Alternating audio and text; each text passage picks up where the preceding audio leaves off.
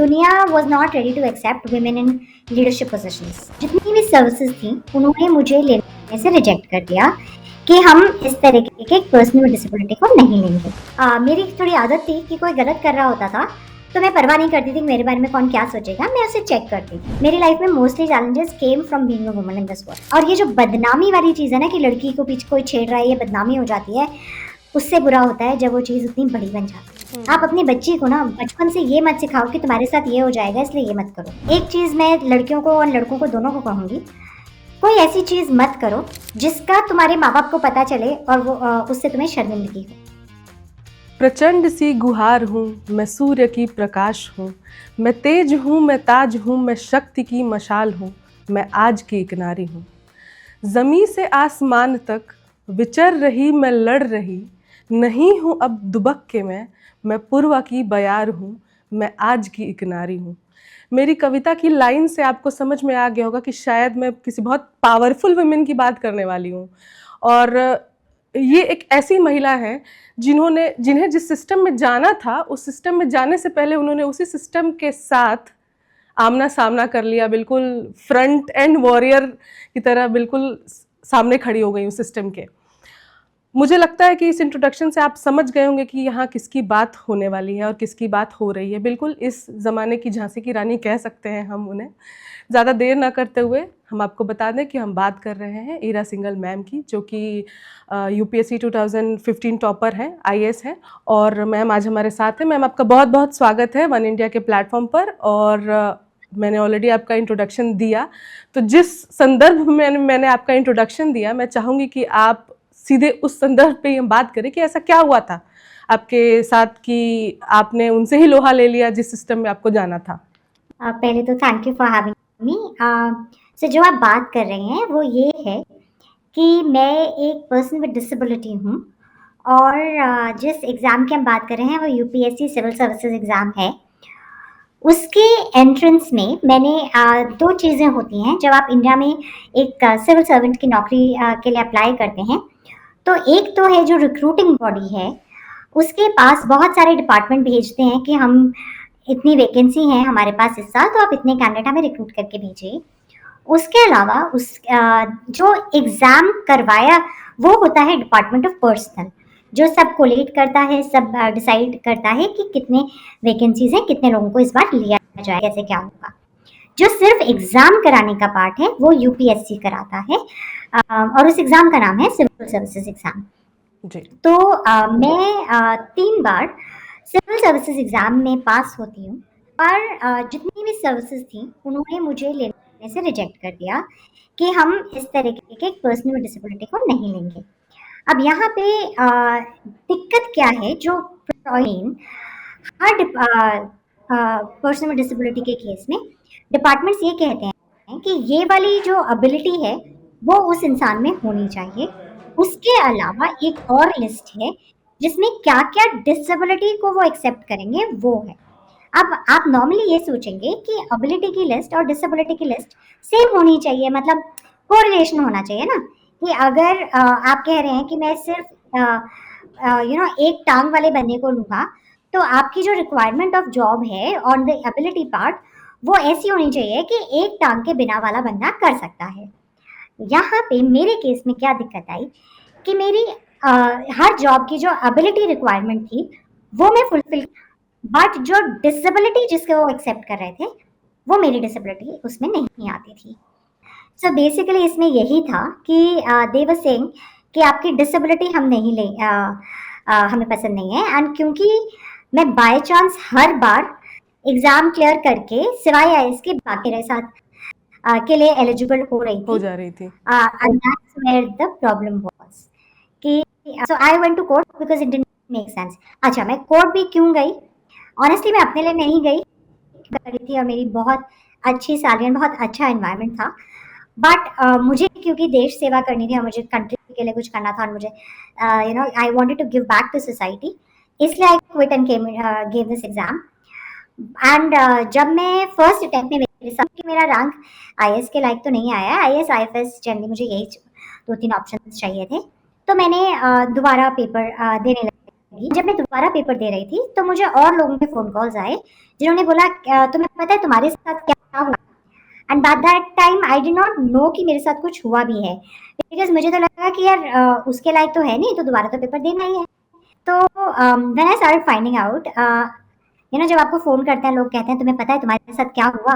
और आपको तो पता ही नहीं है आपके साथ कुछ हुआ है। हुआ है। तो so you then start figuring out कि भाई क्या हो गया कि सारी दुनिया को पता है और तुम्हें नहीं पता। तो that's when I found out कि ऐसा चीज़ हो रही है। एंड जिन लोगों ने मुझे कॉल किया था, वो सब वही लोग थे जिनके साथ अगेन ये चीज़ हो रही थी। उनको भी उनके डिसेबिलिटीज़ की वजह से किसी-किसी ग्राउंड पे रिजेक्ट किया जा रहा था। And I realized कि generally in India, disability comes due to economic hardships also. India में डिसेबिलिटी एक बहुत बड़ा पॉवर्टी से कोरिलेटेड फैक्टर है।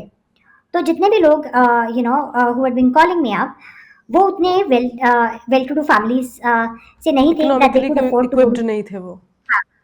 हाँ, क्योंकि कोर्ट सिस्टम देखिए इंडिया में बहुत एक्सपेंसिव है, लॉयर्स करेक्ट। बहुत महंगे होते हैं, बार-बार डेट लगती है, पूरा प्रोसेस इज़ एक्सट्रीमली एक्सपेंसिव। तो आई रियलाइज़ कि वो लोग सब वो हैं जो वो चीज़ नहीं कर पाएँगे। And maybe I have come here to make a difference. I have come here to make lives better. Maybe this is what I'm meant to do. And so I fought this case because I thought, क्या पता मुझे यही change करना हो, क्या पता मुझे यहीं पे कुछ इम्प्लीमेंटेशन वो करवानी हो। And I came from, I had been working in the corporate, so I came from a relatively better background.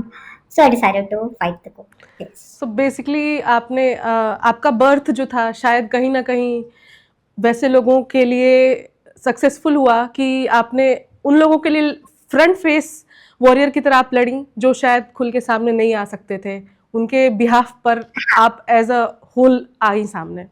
बहुत अच्छा हाँ, मैम। और जो आपने बात की शुरू में, वो सच है, लोग डरते हैं सिस्टम से लड़ने के लिए, क्योंकि करेक्ट लोगों को लगता है पता नहीं बाद में हमें कैसे-कैसे तंग किया जाएगा, हमें बाद में कैसे-कैसे परेशान किया जाएगा। मैम। अब तो आप उस तो सिस्टम का पार्ट हैं, तो आपको अभी भी उस सिस्टम की इन चीज़ों को जो डार्क चीज़ें कह सकते हैं, आप उनको अगर बात कर रही हैं तो आपको नहीं लगता कि ये कहीं आपके अगेंस्ट कुछ जाए, या इसको लेकर मेल डोमिनेटेड जो अपना सिस्टम है हाँ, ये कहीं आप पे बैकफायर ना हो, ऐसा कुछ? देखिए it is not about an individual, right? हम करेक्ट किसी एक जने को तो अटैक कर नहीं रहे। हम तो ये करेक्ट। नहीं कह रहे ना कि इसने बुरा किया या उसने बुरा किया। हम ये कह रहे हैं कि ये पॉलिसी गलत है। अगर पॉलिसी के लिए कोई लड़ेगा नहीं तो पॉलिसी सही कैसे होगी, कैसे होंगे? है ना? Correct. That is the ma'am, as a woman आपने अपने जो लाइफ में चैलेंजेस हैं, वो कैसी कैसी चैलेंजेस हैं जो एज अ वुमन आपने फेस किए हैं? Let's forget about the disabilities और एंड ऑल। हाँ। Honestly, actually till this civil services exam thing, मेरी लाइफ में mostly challenges came from being a woman in this world. सबसे बड़ा चैलेंज क्या होता है ना, if you are a girl, you the world, and it's changed a little hopefully now, but I'm talking 20 years ago, तब दुनिया was not ready to accept women in leadership positions.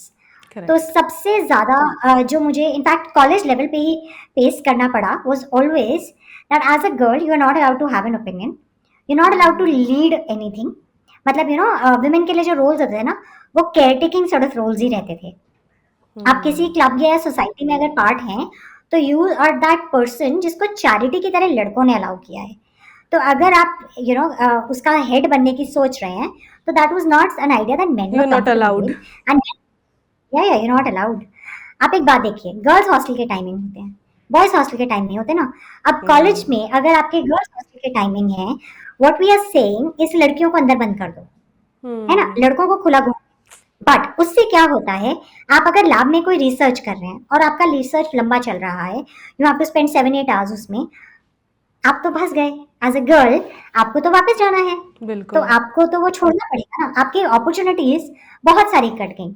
A lot of events that used to get organised हमारे college में, उसमें आपको रात में काम करना पड़ता था, क्योंकि बहुत सारी चीजें, भाई कॉलेज आपका 5 बजे बंद हो रहा है और 8 बजे अगर आपका हॉस्टल बंद हो रहा है, 5 बजे क्लास छूटी है, उसके बाद आप कुछ खाओगे, फ्रेश वगैरह होगे, सब कुछ कर कर आके 6 बज गया, आपके पास एज अ वुमन सिर्फ 2 घंटे बचे, while men have time till whatever time in the night, right?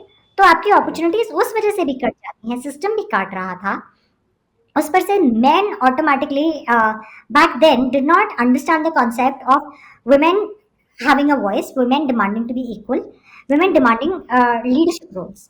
तो उस चीज में मुझे बहुत फेस करना पड़ा है, डोमिनेटिंग लड़कियां और पता नहीं क्या समझती हैं बहुत, आपको धर भर भर के नाम दिए जाते हैं, just because you want to also contribute and you also want to have a voice and you have an opinion and you want to express that opinion. So भर के challenges आए हैं, but I will say this one thing to your audience.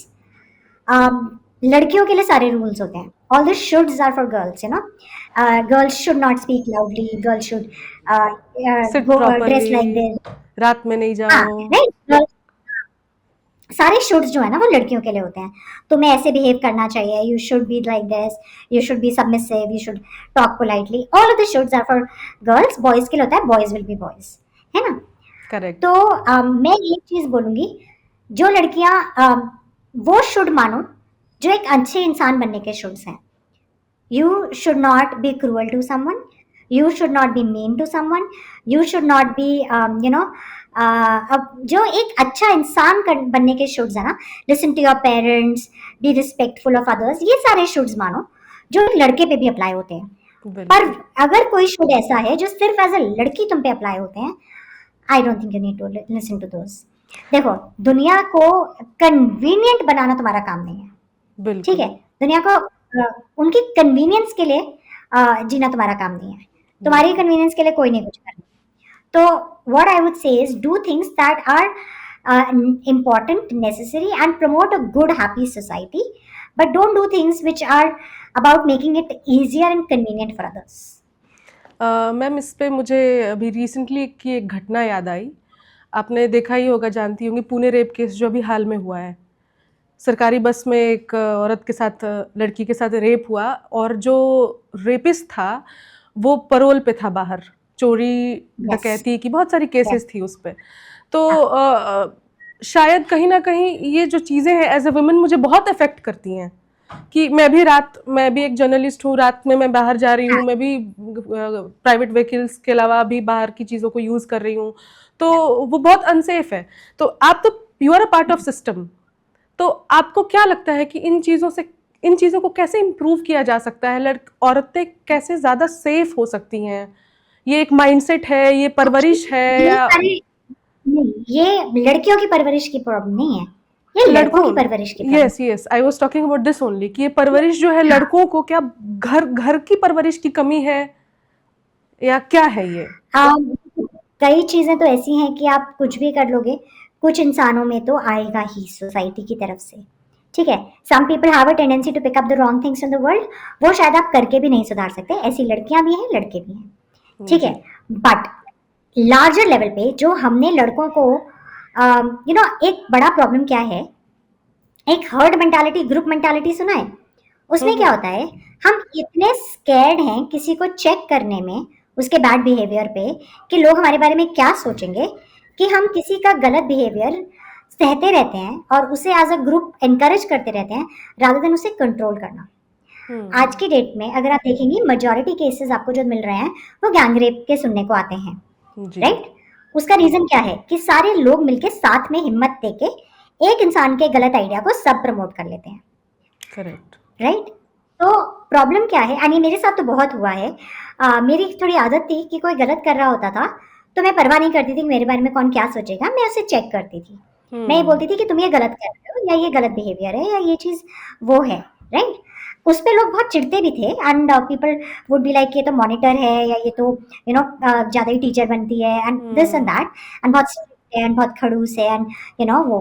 But अगर सब लोग ये करते तो बहुत सारी गलत चीजें जो दुनिया में हो रही हैं वो नहीं होती। करेक्ट। गलती को देखते हुए चुप रहना ना, वो भी एक चीज है। तो हम बहुत सारे लोग, एंड लाइक आई सेड शुरू में, जो आपका सवाल है कि बेटे को ठीक पालना जरूरी है, बेटे को चेक करना, बेटे के बिहेवियर को मॉनिटर करना, वो ज्यादा जरूरी है। आपका लड़का किसी लड़की के बारे में कैसे बात कर रहा है, किस नज़र से देख रहा है, क्या उसका एटीट्यूड है, वो छोटे में ही पता चल जाता है। वो टीनेज में ही आता है, काफ़ी बार ये घर से आता है। फैमिलीज ट्रीट देयर डॉटर्स और देयर वुमेन इंफीरियर, एंड वही लड़के भी पिकअप करते हैं। बट उसके अलावा भी आपको एज पेरेंट्स ये चेक करना होगा कि आपका बेटा दुनिया में जब घर से बाहर निकल रहा है तो वो क्या ओपिनियंस और क्या बिहेवियर्स कैरी कर रहा है। You know, it starts from very small things, कि जाती हुई लड़की को छेड़ दिया या कोई कमेंट मार दिया, उसके बाद वो हाथ लगा दिया, उसके बाद वो यू नो एक कदम और बढ़ा, या कोई यू नो मन बढ़ता आप जाता क्या है उसका। वीडियोस यू नो क्या वीडियोस देख रहा है आपका बच्चा फोन पे, कैसी मूवीज देख रहा है, यू नो वो सब भी वो चीज को आपको इंडिकेशंस दे सकता है कि ये चीज ऐसे है। बिल्कुल। तो अभी औरत और मर्द की सोसाइटी की बात हुई। मैम, क्या आपको लगता है कि साल में एक दिन विमेंस डे मनाने पे महिलाओं का उत्थान होगा इस देश में? बिल्कुल नहीं होगा। तो इस पे आई आपका थिंक क्या विचार? नहीं, विमेंस डे देखो, हमें दिन उन्हीं चीज़ों के बनाने चाहिए पड़ते हैं जो चीज़ें नॉर्मल एवरीडे की नहीं होती हैं। हम्म। बिकॉज बाकी के 364 डेज जो हैं वो मेन के हैं, इसलिए हमने एक दिन विमेन का लगा दिया। ये हम्म। उसी वजह से है ना। अब आपका बर्थडे एक ही दिन होता है इसलिए आप मनाते हो ना, हर रोज होता तो आप नहीं मनाते, राइट। बिल्कुल। आप हर रोज ऑफिस जाना तो नहीं मनाते ना। तो जो चीज़ रेयर है कि उस दिन वो होगा, what is needed really is कि हमारा पूरा जो एजुकेशन सिस्टम है, हमारा जो सोसाइटल फैब्रिक है, उसमें हम एटीट्यूडनल चेंज करें, कि हम बचपन से ही लड़कियों को जितना मॉनिटर करते हैं उतना ही लड़कों को मॉनिटर करें, उतना ही लड़कों को सही चीज़ें सिखाएं। ये बहुत अच्छी चीज़ है कि ये थोड़ा सा स्टार्ट हो चुका है। स्कूल की टेक्स्ट बुक्स में आज जो जेंडर्ड लैंग्वेजेस होती थी वो चेंज हो गई है।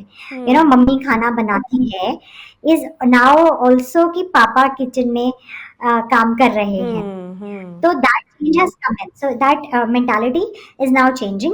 आज बहुत सारे लड़कों को भी इक्वल यू नो घर संभालना आता है। देर आर बिल्कुल। Rare cases, but there are rare cases where men are the home makers and women are the ones who are financially providing for the family। तो ऐसे भी केसेस आज की डेट में आपको सुनने को मिल जाते हैं, which means कि somewhere that ease of thought has come in। The difference still is of objectification of women। अच्छा, another thing is हर बच्चे को ये सिखाना कि तुम्हारी just because you have a desire doesn't mean it has to be fulfilled। Hmm. And a lot of times these rape cases and all of this is because हमने किसी को ना उनकी desires पे कंट्रोल करना सिखाया नहीं। हमने ये नहीं सिखाया कि तुम्हारी इच्छा है तो वो पूरी होनी जरूरी है।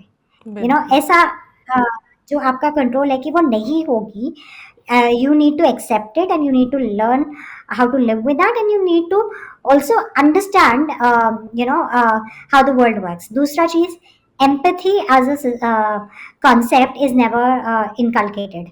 कि आप सिंपैथी नहीं, एम्पैथी, कि एम्पैथी। आप दूसरे की जगह अगर हो तो आपको इस सिचुएशन में क्या लगेगा, आप क्या चाहोगे, और उस तरह से देखना और उस तरीके से जीना, that you know changes a lot. क्योंकि अगर वो जो इंसान उसको रेप कर रहा है वो अगर खुद को उस जगह रख पाए कि मैं हम्म। अगर इस तरह से मेरे ऊपर कोई भरोसा, मैं किसी पे भरोसा करूं और वो इंसान मेरे साथ ऐसा करे तो मुझे कैसा लगेगा। कैसा फील होगा? अगर हम सोच पाए जो कि बड़े होके नहीं कुछ सिखा सकते, आपको ये बचपन बिल्कुल। में ही करना पड़ेगा, ये घरों परिवारों को ही करना पड़ेगा। यू नो, स्कूल सिस्टम करेगा बट उसमें पेरेंट्स का सपोर्ट भी जरूरी है। तो I think that is where the difference will come in. एक दिन विमेंस डे मना के हम नहीं हो सकता है, ये तो कल्याण एक नहीं हो सकता है। कल्याण तो नहीं हो सकता है, बट हाँ एक चीज जरूर होती है इज कि awareness and these discussions happen.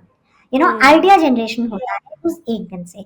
आज आप और मैं भी बात कर रहे हैं तो हम बिल्कुल। ये आइडिया पे बात कर रहे हैं, हम ये आइडिया जनरेट कर रहे हैं, शायद 4 लोग इसे सुनेंगे और उनके दिमाग में भी कुछ बदलेगा, है ना। तो व्हाट दैट बिल्कुल। Day is doing is that letting that conversation happen, letting people think about that idea, and maybe somewhere it will take root and it will take shape। बिल्कुल। मैम, आप बहुत आउटस्पोकन हैं। I follow you on your social media platforms. मैंने recently आपके Instagram पे एक post देखा, थोड़ा ऑफ बीट है। किसी ने आपको हाँ, शादी के लिए प्रपोज किया था आपके चैट बॉक्स में, और आप उन चीज़ों को बहुत क्लियरली अपने सोशल मीडिया पे स्क्रीनशॉट आपने उस डाला हुआ है। तो मैं डॉक्टर हाँ हूँ, फलाना हूँ, पता नहीं क्या क्या हूँ। आपने पूछा भी है कि हाँ भाई हाँ। तुम डॉक्टर और इंजीनियर दोनों एक साथ कैसे हो सकते हो। तो एज ए नहीं, women, I am social worker. As a हाँ strong independent and of course beautiful women, आपको बहुत सारे नेगेटिव अप्रोचेस आती होंगी, पॉजिटिव भी आती होंगी। पॉजिटिव अप्रोचेस हम टैकल कर लेते हैं, नेगेटिव अप्रोचेस विमेन बहुत अच्छे से हैंडल नहीं कर पाती हैं। तो how do you tackle those unwanted approaches? No, so I tell you honestly, I look very forbidding. सामने हम्म से मैं बहुत स्कैरी दिखती हूँ, तो वो तो कभी भी हो नहीं सकता। यू नो, एक by the way, this is another thing that I really think parents should be made aware of. आप अपनी बच्ची को ना डरा के मत पालो। आप हम्म अपनी बच्ची को ना बचपन से ये मत सिखाओ कि तुम्हारे साथ ये हो जाएगा इसलिए ये मत करो। आप उसे ये सिखाओ कि अगर ये हो रहा है तो इसे कैसे हैंडल करना है। रात में बाहर जा रही हो तो क्या सेफ्टी प्रिकॉशंस लो, क्या तुम्हारे कॉमन सेंस के रिएक्शंस होने चाहिए, और उसके हिसाब से उसे बाहर जाना सिखाओ। मेरे साथ थैंकफुली हमेशा यही हुआ। अगर आप जनरली देखेंगी तो आजकल ये सारी चीजें बच्चियों के साथ क्यों हो रही हैं? क्योंकि हम्म बच्चियां वीक टारगेट होती हैं। तो हम्म अगर आप स्ट्रांग दिखोगे तो आप को यू नो टारगेट करने से पहले कोई चार बार सोचेगा। तो सबसे हम्म बड़ी चीज, आप स्ट्रांग दिखे। तो as a strong person generally people don't harass you on the street. वो तभी होता है जब आप कमजोर, बेचारी बेचारी सी दिखती दिखें, हैं, करेक्ट। एंड ऐसा दिखें कि आप डर जाएंगी। देखिए, दुनिया हम्म उसी को डराती है जो डर सकता है, राइट? तो अगर आप ऐसी दिखेंगी तो दुनिया आपके साथ करेगी। बिल्कुल। दूसरा, ऑनलाइन वाले तो बहुत अच्छे सोल्यूशन हैं, ब्लॉक कर दो।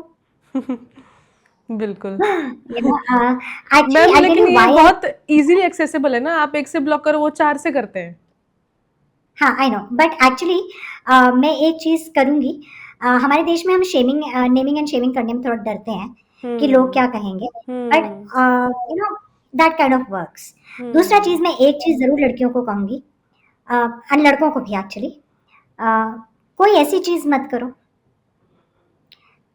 एक चीज मैं लड़कियों को और लड़कों को दोनों को कहूंगी, कोई ऐसी चीज मत करो जिसका तुम्हारे माँ बाप को पता चले और वो उससे तुम्हें शर्मिंदगी हो। कोई ऐसी चीज मत करो जो तुम नहीं चाहोगे कि कि तुम्हारे तुम्हारे माँ माँ बाप को बाप। पता चले। हाँ, बिल्कुल और जिससे वो शर्मिंदा हो और तुम भी शर्मिंदा हो। दुनिया बिल्कुल। तुम्हें तभी हैरेस कर पाएगी जब कोई ऐसी चीज हो। तो मैंने कभी कोई ऐसी चीज नहीं करी है जो मैं अपने माँ बाप के सामने बता ना सकूं, एक्सेप्ट मे बी थोड़ा सा पढ़ाई नहीं करी टाइप्स। तो उसके अलावा कोई ऐसी वो चीज़ नहीं है। एंड आई वुड सजेस्ट कि सबको ऐसे ही जीना चाहिए। एंड इन दैट केस, अगर कोई आपको हैरेस कर रहा है तो आप उसे बोल्डली टैकल भी कर पाओगे। आप उसकी हम्म कंप्लेंट कर पाओगे। आप उसके बारे में चार लोगों को बता सकते हो। आप पुलिस में, साइबर क्राइम में रजिस्टर करवा दीजिए। And let his parents also know ना, उसके माँ बाप को भी पता चले वो कैसे बुली कर रहा है लड़कियों को। मैम सिस्टम सो इतना स्ट्रांग नहीं है, मुझे ऐसा लगता है। मेरे साथ भी एक ऐसा इनकाउंटर हुआ था। तो मैं ओके। छोटी थी, I was in 10th standard. तो मेरे फेसबुक से एक फोटो निकाल के और उसे बहुत सर्कुलेट कर दिया गया था। I was a sports person, तो थोड़ी मैं फेमस थी अपने डिस्ट्रिक्ट में। स्मॉल टाइम हाँ टाउन में हाँ प्रॉब्लम बहुत होता है, लड़कियों को बहुत ये किया जाता है। हाँ तो हाँ मेरी फोटोज ऐसे सर्कुलेट कर दी गई, मैं ये मेरा नंबर है, मुझे कॉल करो, मैं रात को 12 बजे फ्री होती हूँ, टाइप वाले कमेंट्स। तो मुझे बहुत बुरा लगा। मैंने अपने डिस्ट्रिक्ट के एसपी से बात करा, उन्होंने कहा कि आप कंप्लेंट डाल दो। यहाँ पे तो नहीं है, पटना में है। I am from Bihar, Patna में है, अगर वो कुछ कनेक्शन हो पाए तो देख लो। वो किस बस्ते में चला गया, ठंडे बस्ते में, मुझे पता नहीं है। फिर मैं अभी जा नहीं पाई दोबारा पूछने के लिए। तो सिस्टम इतना स्ट्रांग नहीं बना है, मुझे अभी लग रहा है इन सब चीज़ों के लिए। नहीं, अब हो गया है। आई थिंक आप काफी टाइम पहले की बात कर रहे हैं जहाँ पे साइबर में हम लोग इतने अवेयर नहीं, बट आज हो सेवन गया एट है। ईयर्स अगो, और हाँ। दूसरी चीज, what you need to do is get your parents in the loop, get your teachers in the loop. Hmm school में टीचर्स को ये करवाओ, पेरेंट्स को वो करवाओ, ताकि एटलीस्ट आपकी तरफ से कुछ गलत नहीं है और आपको अगर कोई प्रॉब्लम आती है तो आप सामने से खड़े हो। हाँ, एक चीज मैं जरूर बोलूंगी, इसीलिए I don't recommend women tackling these issues directly on themselves, कि किसी से लड़ने चले जाओ या कुछ कर लो। उसका क्या होता है, आप देखोगे तो बहुत सारे एसिड अटैक विक्टिम्स वगैरह उस टाइप की चीजें अचानक से हो जाती हैं। तो कभी भी अचानक से किसी से ऐसे लड़ने मत पहुंच जाओ। Hmm in that moment stay calm, stay patient, and take action later. Hmm अगर कोई उस समय हैरेस कर रहा है तो one you know start yelling as loudly as you can, start asking for help. जोर जोर से चिल्लाओ, जोर जोर से हेल्प मांगो, 99% वो आदमी खुद भाग जाएगा। अच्छा, पहली बार में कोई बहुत ड्रास्टिक चीज करने नहीं आता। आप क्या करते हो ना, आपको किसी ने पहली बार कुछ कहा, आप उसको चुप करके सुन लेते हो और फिर चले जाते हो, फिर दूसरी बार होता है, फिर तीसरी बार होता है, फिर हम्म। जब वो पांचवी छठी 10वीं बार होता है ना, तब वो आदमी कुछ ऐसा कर सकता है। पर अगर हम्म। आप पहली बार में ही उस पे एक्शन ले लो, पहली बार ही किसी ने कुछ किया, आप जाओ अपने पेरेंट्स को बताओ, पुलिस में कंप्लेंट कर दो, या उसके पेरेंट्स तक बात पहुंचाओ कि ऐसा ऐसा हुआ है, आप देख हम्म। लीजिए आपके घर में क्या होना है। आपके बिल्कुल। पेरेंट्स उसके घर जाएं, लड़ने की इंटेंशन से नहीं। देखो, लड़ाई आप भी कर सकते हो, सामने वाला भी कर सकता है, वो कहीं नहीं पहुंचता। आप इस इंटेंशन से जाओ that let us solve this issue. बच्चे को अगर कुछ गलत फहमी हो गई है तो let us resolve that, right? Hmm. क्योंकि किसी का भी फायदा नहीं होता है अगर चीज गलत डायरेक्शन में चली जाती है। सो आई बिल्कुल। वुड सजेस्ट कि instead of being somebody who tackles it in that moment directly लड़ने लग जाओ। उससे बेटर है कि पीछे उस मोमेंट में अ, अगर बहुत एक्सेस है तो चिल्लाओ और हेल्प मांगो, नहीं तो just step back from that, उससे बाहर निकलो सिचुएशन से, एंड फिर बाद में जाके हेल्प मांगो। बाद में जाके अपने घर में बताओ, पुलिस में बताओ, उसके पेरेंट्स को बताओ। और ये जो बदनामी वाली चीज़ है ना कि लड़की को पीछे कोई छेड़ रहा है, ये बदनामी हो जाती है, उससे बुरा होता है जब वो चीज़ उतनी बड़ी बन जाती है। जी। तो डोंट डू दैट। एंड कभी भी अनजान लोगों के साथ दोस्ती करते समय बहुत केयरफुली करिए, and don't ignore small flags. हर कोई जो बोलता है ना वो छोटी छोटी बातों में झूठ होता है, उसे पकड़िए। जो मैंने इनफैक्ट जो पोस्ट करी थी वो इसलिए नहीं थी, वो एक्चुअली इसलिए थी that I wanted people to be aware कि अगर आपको कोई इस तरीके के मैसेजेस कर रहा है तो उसमें चेक करिए कि ये बातें कहाँ तक लॉजिकल साउंड कर रही हैं, and then raise that flag. Normally hmm. क्या होता है कि हम लोग आइडेंटिफाई ही नहीं करते कि इस पूरी चीज में क्या लॉजिकली फैलेसी है, क्या गलत है, क्या चीजें हो ही नहीं सकती। एंड वी जी। Don't check it, and we don't react, decide on that. हम उसको ना इग्नोर कर देते हैं, एंड उस चक्कर में हम फंस जाते हैं। I know of so many cases where women have been scammed online hmm. on even matrimonial sites by such profiles. बिल्कुल। कोई आके आपको बहुत बड़ा बड़ा कुछ बता देगा, एंड आप इम्प्रेस हो जाते हो और आप सोचते हो माय गॉड, एंड फिर आप आज बहुत गंदी तरह लोग स्कैम हो रहे हैं। So that hmm. Actually was about that कि प्लीज कुछ भी किसी की बात समझने से पहले 500 क्वेश्चंस पूछो, लॉजिकली सोचो कि क्या ये पॉसिबल है। And it might be rude, but it's better to be rude then and be safe correct. Than sorry later. Hmm. बहुत सारी बातें हुई भारी भारी। आपकी हॉबीज क्या हैं? What do you like to do in spare time? मैं मेरी इतनी हॉबीज हैं कि गिनवानी मुश्किल हो जाती हैं। अगर बहुत अच्छा स्पेयर टाइम मिले तो I love travelling, okay. Then I read a lot, I dance, I do I have a lot of friends. मैं बहुत मूवीज, टीवी सीरीज, मतलब इट डिपेंड्स राइट किस क्रिकेट तरीके का देखती हैं कि टाइम है। नहीं आप? नहीं, I am not a fan of cricket, I used to be a fan of football, okay. But India में फुटबॉल मैचेस बहुत लेट आते हैं सारे, and because of my job profile वो उतना लेट देख नहीं पाते, but hmm. Not a fan. Social और मीडिया उसकी तो भी एक फॉलो करती कहानी है। होंगी। हाँ सोशल हाँ मीडिया हाँ। ट्रेंड्स तो फॉलो करती हैं। आप क्रिकेट नहीं देखती होंगी बट हल्की फुल्की चीजें तो पता चलती ही होंगी, जैसे भी आईसीसी टूर्नामेंट चल रहा है, इंडिया पाकिस्तान का मैच था, उतना, तो उतना ही ऐसा। पता चलता मुझे। हाँ। आपने एक हमारे आईआईटीएन बाबा करके फेमस हो गए हैं अभी कुंभ से, महाकुंभ के हाँ बाद से। तो हाँ ये हाँ आप फॉलो नहीं करती है बट आप सोशल मीडिया फॉलो करती हैं, तो आपने कहीं ना कहीं मीम्स देखी होंगी जिसमें लिखा गया कि आईआईटी बाबा की जो भविष्यवाणी थी वो गलत साबित हो गई। उन्होंने एक्चुअली भविष्यवाणी करी थी कि इंडिया पाकिस्तान का मैच होगा, क्योंकि ये तो राइवलरी हो जाती है ना, बिल्कुल दुश्मनी वाला गेम होता है क्रिकेट में। हाँ हाँ तो इंडिया हाँ जो है हार जाएगा, पाकिस्तान इस बार जीतेगा, और उल्टा हो हाँ गया, इंडिया ने पाकिस्तान को हाँ बुरी तरह से हरा दिया। तो ट्रोल क्या हो, उसके बाद से आईआईटीएन बाबा ट्रोल होने शुरू हो गए कि आपकी तो भविष्यवाणी गलत। हाँ अभी इंजीनियरिंग बैकग्राउंड से रही है, ही इज ऑल्सो फ्रॉम हाँ इंजीनियरिंग बैकग्राउंड, तो वो ट्रोल हाँ। होने लगे। मतलब आप उनको फॉलो करती देखती हैं, कुछ आपका विचार है उनके बारे में, ऐसा कुछ? मेरी एक प्रॉब्लम है, मैं बहुत लॉजिकली सोचती हूँ, हम्म। और मैं किसी भी इंसान को एक्सेप्ट या रिजेक्ट करने से पहले, मैं एक तो मेरी एक प्रॉब्लम ये है कि मैं किसी को भी 100% अच्छा या बुरा नहीं मानती हूँ। हम्म। मैं सब में कुछ अच्छा है और कुछ बुरा है वो देखती हूँ, और मैं किसी भी इंसान को जज करते समय उसके सारे पास्ट बिहेवियर्स को रख के एक ओपिनियन बनाती हूँ। तो मैं किसी को just because somebody decided to quit practical life and go do something for themselves, मेरे लिए वो कोई relevant चीज़ नहीं है। तो I don't Okay. see that as something to think about or to treat as a relevant You thing. don't give मैं importance ये to मान such topics. नो, मेरे लिए इम्पोर्टेंट वो है आपने दुनिया के लिए क्या किया। क्या किया? दुनिया Change. से कट के अपने लिए जीना तो बहुत आसान है ना। बिल्कुल, आपने बिल्कुल। दुनिया में रह के लड़ते हुए बाकी लोगों के लिए क्या किया। और उसका मैं उस चीज़ को इंस्पिरेशन तो जज आप हैं ही बिल्कुल। अब हमने मतलब हॉबीज़ बट की मैं ये हमने हॉबीज़ की हाँ, बात करी, आपकी आपकी इंजीनियरिंग बैकग्राउंड, यूपीएससी से पहले आप इंजीनियर थीं, आपने जॉब भी करा है। तो हमने आपके सोशल मीडिया कमेंट्स वगैरह हमने चेक किए। आप पे कुछ इल्ज़ाम लगाए हैं हमारे दर्शकों ने कमेंट्स अच्छा। में।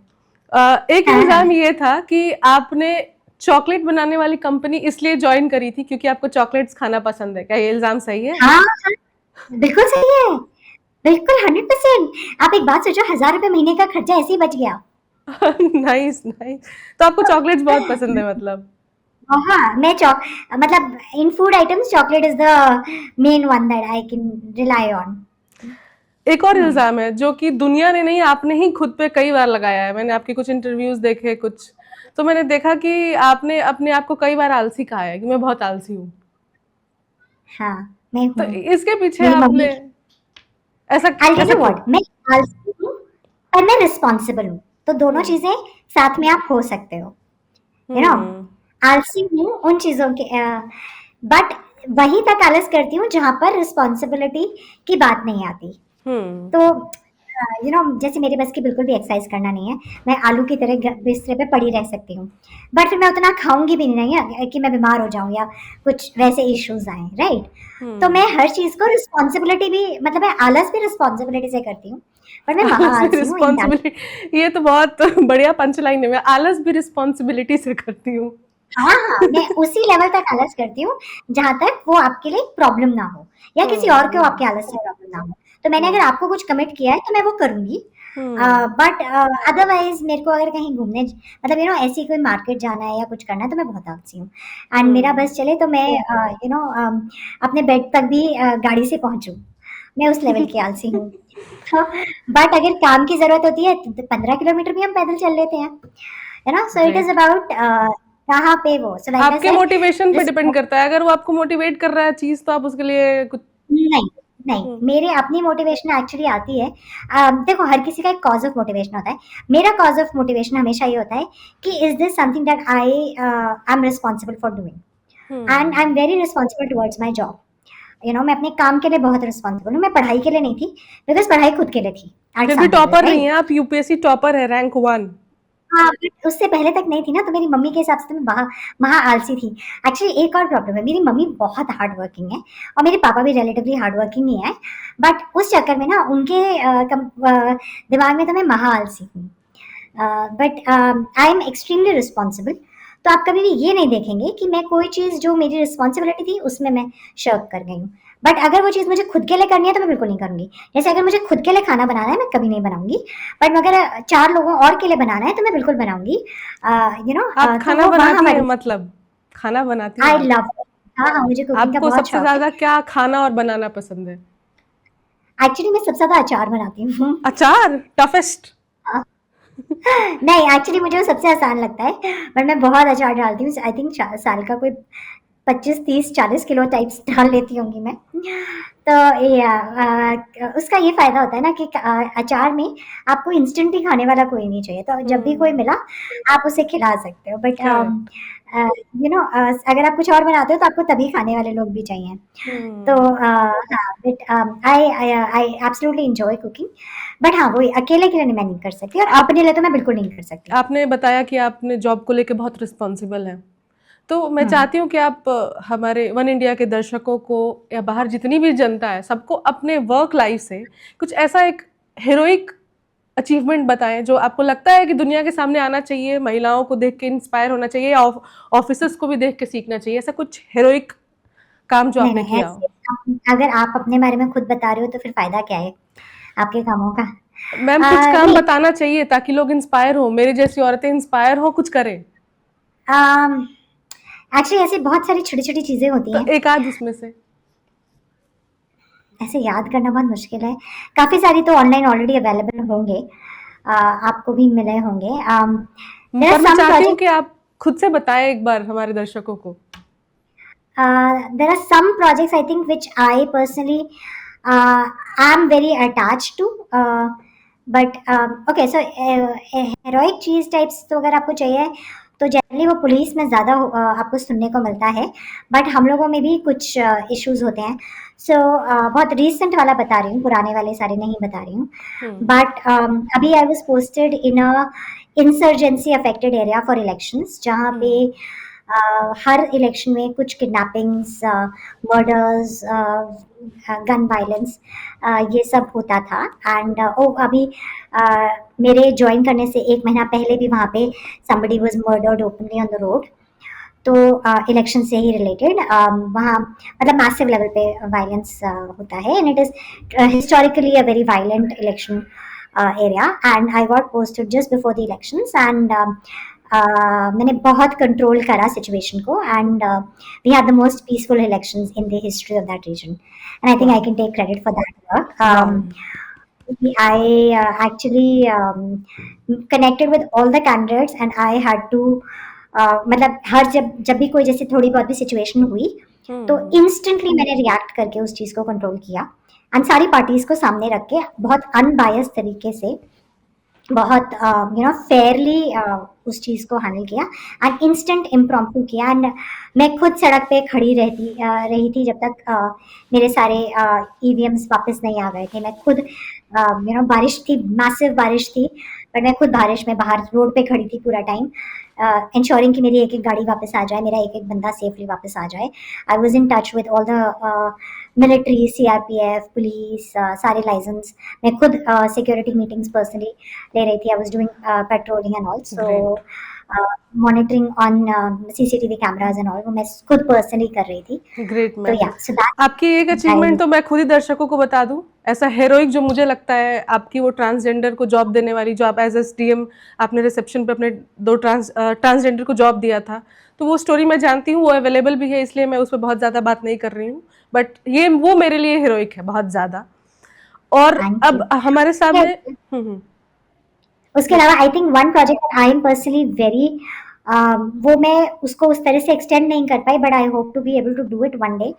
वॉज मैंने गवर्नमेंट स्कूल्स में गरीब महिलाओं के लिए 12 घंटे के क्रैशेस खोले थे, जिसमें हाँ, और उनके बच्चों को हम medical education and food nutritional care सब दे रहे थे फ्री ऑफ कॉस्ट।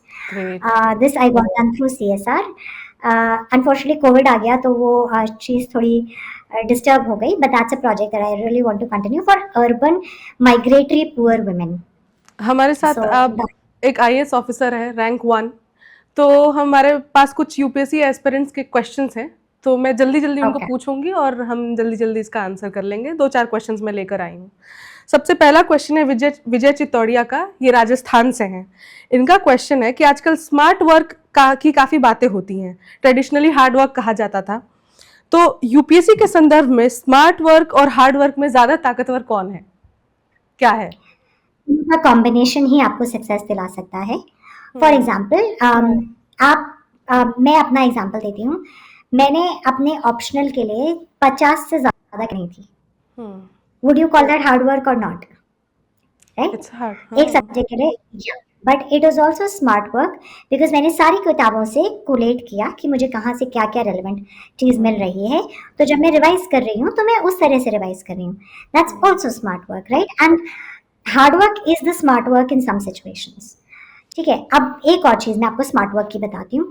मुझे पता था कि मैं रट नहीं सकती कुछ भी, मैं कुछ भी याद नहीं कर सकती मग अप करने वाला। तो कुछ ऐसे टॉपिक्स हैं जिनमें मग अप का ही आपको है, कुछ समझने का है नहीं। सीक्वेंस ऑफ थिंग्स है कि आर्ट एंड कल्चर जैसे है, उसमें कुछ समझने का है नहीं ना, art and culture is mugging up sort of. तो मैंने वो टॉपिक्स छोड़ दिए, पर उसकी जगह मैंने जो समझने वाले टॉपिक्स पे उन पे ज़्यादा फोकस करा, उन्हें ज़्यादा एफर्ट से किया, विच मीन्स कि मैं जो मेरे इसमें मार्क्स कम होने वाले थे और इसमें मैं वो करने वाली थी, वो मैंने वहाँ कवर अप कर लिया। ठीक है, सो दैट स्मार्ट वर्क। अब आपको दोनों चीज़ें करनी पड़ेंगी। आपको ये डिसाइड करना पड़ेगा कि अपनी स्ट्रेंथ देखो और उसके हिसाब से प्ले करो। करेक्ट। दूसरा सवाल है अमोल बेंद्रे का, ये महाराष्ट्र से हैं। अमोल का सवाल है कि यूपीएससी के साथ क्या प्लान बी भी रखना चाहिए? एब्सोल्युटली, इनफैक्ट प्लान बी पहले होना चाहिए, प्लान ए ये बाद में होना चाहिए। और बहुत लोग कहते हैं कि अरे अगर आपका प्लान बी होगा तो आप प्लान ए ये कर ही नहीं पाओगे। अगर आप ये कर नहीं पाओगे ना, अगर आपको ऐसा लगता है कि प्लान बी होने पे आप कर नहीं पाओगे ना, तो आप वैसे भी नहीं करने वाले हो, क्योंकि अगर फिर तो आपका मोटिवेशन ही नहीं है, क्योंकि फिर तो आप इस चीज को उतना ज्यादा मेहनत करना ही नहीं चाहते कि अगर कोई और प्लान है आपके पास तो आप इस वजह से मेहनत नहीं करोगे, तो आपका तीसरा वैसे ही नहीं होना। तीसरा सवाल है हमारा ऋषिता पराशर का, वो बिहार से हैं। इनका क्वेश्चन है कि जो एस्पिरेंट्स लास्ट अटेम्प्ट तक इंटरव्यू से रिजेक्ट हो जाते हैं, तो क्या उनके लिए यूपीएससी को कुछ सोचना चाहिए, क्योंकि उनकी एज लिमिट खत्म हो जाती है और वो टैलेंटेड तो हैं, तब तो इंटरव्यू तक जा रहे हैं, तो यूपीएससी को उनके लिए भी कुछ करना चाहिए? अभी हम प्लान बी की बात कर रहे थे, आप क्यों चाहते हो कि कोई और आपके लिए प्लान बनाए? और अगर आप ऐसे इंसान हो कि आप चाहते हो कि सरकार आपको एक प्लान बना के दे, तो फिर तो शायद आप सरकार में आने लायक नहीं थे, क्योंकि यहाँ पे आने का मतलब ही ये होता है कि आपको प्लान बनाना है, राइट? एक ऑफिसर बन के आपको प्लान ही तो बनाने थे ना। आप पहले कह रहे हो कि मेरे लिए ही कोई और प्लान बनाए, तो फिर तो थोड़ा सा गड़बड़ है। दूसरा चीज, एक्चुअली प्लान्स एग्जिस्ट करते हैं, बहुत सारे पीएसयूज आज की डेट में यूपीएससी प्रीलिम्स क्लियर करे हुए, मेंस क्लियर करे हुए लोगों को कुछ स्टेजेस के बिना रिक्रूटमेंट दे रहे हैं। Plus there are also companies, I know of some NGOs, some companies that have started these sort of Plans or services where the services which through which they give employment to such to people, candidates. they already exist। आप research करेंगे तो आपको मिल जाएगा। But मैं पहले इस point से वो करती हूँ कि आपके पास प्लान बी क्यों नहीं था, आपके पास प्लान भी क्यों नहीं था? एंड अगर आप इस एज तक पहुंच गए कि आपके सारे अटेम्प्ट खत्म हो गए और आप इंटरव्यू तक पहुंच पा रहे हैं, तो आपको शायद बहुत पहले कुछ और प्लान बना लेना चाहिए था। Why are you depending on someone else to make plans for you और make the road easier for you? क्योंकि इन दैट केस आप अंदर आके क्या करने वाले थे? अगर आप वो हो कि दूसरे आपके लिए प्लान बनाएंगे, आपकी लाइफ के ही प्लान आप खुद नहीं बना सकते, दूसरे बना के देंगे, तो फिर तो आप देश के लिए कैसे प्लान बनाने वाले थे? Great great, what an answer. और सबसे अच्छी थी आपकी जो क्विक आंसरिंग है, to the point, no exaggeration, nothing. बहुत अच्छा लगा, बहुत मज़ा आया आपसे बात करके। ऐसा क्योंकि विमेंस डे स्पेशल हम बात कर रहे हैं, तो आप बहुत मेंटली बहुत स्ट्रांग वुमेन मुझे फील हुआ आप हैं, मैंने देखा है आप हैं, तभी आप वहाँ पे हैं जहाँ पे आप आज हैं। तो औरतों के लिए कुछ एक सजेशन आप दे दें, हमारी दुनिया की औरतों के लिए, कि वो अपने आप को मेंटली कैसे स्ट्रांग रखें इस बहुत ज़्यादा मेल डोमिनेटिंग सोसाइटी में। पहली चीज, stop worrying about what everybody else thinks of you. हम ना हमेशा दूसरों को खुश करने के और दूसरे हमारे बारे में क्या सोच रहे हैं ना, उस बारे में बड़े परेशान रहते हैं। हाँ, ये जरूर होना चाहिए कि लोग ये ना कहें कि तुम एक खराब इंसान हो। दुनिया तुम्हारी वजह से परेशान नहीं होनी चाहिए, बट तुम्हारी जिम्मेदारी ये नहीं है कि बाकी लोगों की जिंदगी कन्वीनियंट बनाती रहो, राइट? तो stop worrying about what everybody else thinks of you. Then secondly, अपने लिए ना बहुत रैशनली सोचना शुरू करो। लड़कियों की एक प्रॉब्लम है, हम ना बचपन से ही गिल्ट में पैदा होते हैं कि हम एक लड़की पैदा हुए, और हम पूरी जिंदगी उस गिल्ट को रिजॉल्व करने के लिए आगे बढ़ते रहते हैं, विच मीन्स कि हम लेयर्स ऑफ गिल्ट ऐड करते जाते हैं, क्योंकि हम परफेक्ट होने की कोशिश करते हैं। हम perfect housewife, perfect mother, perfect professional, तीनों एक साथ होने की कोशिश करते हैं। बट कोई आदमी से नहीं कहता तुम परफेक्ट फादर हो कि नहीं, right? So what I would से कि अपने को फॉरगिव करना सीखो, अपने आप को माफ करना सीखो। अंडरस्टैंड करो कि तुम एक इंसान हो, तुम्हारे पास उतना ही टाइम है, तुम्हारी अब तुम भी जरूरी हो, तुम्हारी इच्छाएं भी मैटर करती हैं। तो then look at the world and look what you are doing. किसी को परेशान करके मत कुछ करो। एंड आजकल बहुत सैड है कि कुछ इंस्टेंसेस ऐसे आए हैं that women have been harassing their spouses and all, तो वो इंसान भी मत बनो। बट ये भी नहीं करो कि तुम अपने आप को पूरा दाव पे लगा दो क्योंकि किसी और के लिए परफेक्ट बनने की कोशिश कर रहे हो। ग्रे एरिया चूज करो। ग्रे एरिया नहीं, क्लियर रहो कि तुम ये इंसान हो, ये तुम्हारी कमियां हैं और ये तुम कर सकते हो। और अपने लिए जो लिमिट सेट कर रहे हो ना, वो रियलिस्टिक रखो। अपने लिए ऐसी लिमिट्स मत सेट करो कि तुम उन पे टूट जाओ, राइट। तो बिल्कुल। अगर तुम्हारे दिन में 24 घंटे हैं, उसको 24 की तरह ही लो, उसको 30 की तरह मत लो। So this is something that I would say to women, that stop letting world's opinions define who you become and what you become and how you behave. Do it because you're a good human being. Do it because you want to make the world a better place because you were here, and that's about it. तुम्हारी जिम्मेदारी नहीं है कि बाकी सबकी convenience तुम्हारी तुम देखो। इनकन्वीनियंस के कॉस्ट पे। Correct. Thank you so much ma'am, आपसे बात करके बहुत अच्छा लगा। वन इंडिया पर बात करने के लिए आपका बहुत बहुत शुक्रिया। और मुझे लगता है कि आज के सेशन से बाहर दुनिया में बहुत सारी औरतें इंस्पायर होंगी और एम्पावर्ड होंगी, और आप ऐसे ही हमारे लिए एक प्रेरणा स्रोत बनती रहें। बहुत बहुत धन्यवाद आपका।